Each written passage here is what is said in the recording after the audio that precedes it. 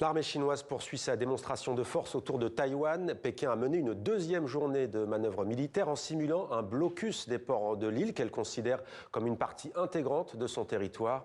Le président taïwanais Lai Ching-te exprime sa plus ferme condamnation. Les précisions de Sophie Goldstein. Nouvelle salve de roquettes tirée en direction de Taïwan ce mardi matin. Pékin poursuit son opération Mission Justice 2025. Deuxième jour de manœuvre militaire à balles réelles. Une démonstration de puissance associant destroyers, frégates, avions de combat et bombardiers, dépêchés dans les eaux au nord et au sud de l'île pour simuler le blocus de Taïwan. Le pays indépendant est considéré comme sécessionniste par la Chine populaire, qui ne jure que par l'unification et qui menace depuis des années d'en prendre le contrôle de gré ou de force. 3, 2, 1, tirez! Sur terre et en mer, les forces taïwanaises sont en alerte.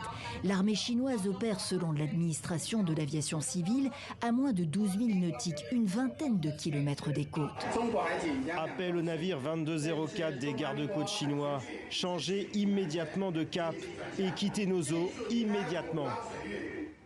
Lundi déjà, les autorités chinoises affirmaient avoir encerclé l'île, entraînant des protestations de Taipei. La Chine persiste à user de provocations militaires et de manœuvres pour intimider Taïwan et les pays voisins. Mais la Chine n'a pas réussi son blocus, affirme Taïwan. Sur ce marché, les commerçants ne croient pas à une guerre.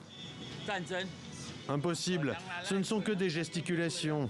S'ils attaquaient vraiment Taïwan, ils devraient en payer le prix. Le contexte récent, c'est une vente d'armes des États-Unis à leurs alliés mi-décembre, plus de 11 milliards de dollars, la plus importante en plus de 20 ans. Pékin met en avant une action de représailles légitime et nécessaire. Pas inquiet, réagissait de son côté Donald Trump lundi. Xi Jinping ne donnerait pas, dit-il, l'ordre d'envahir Taïwan.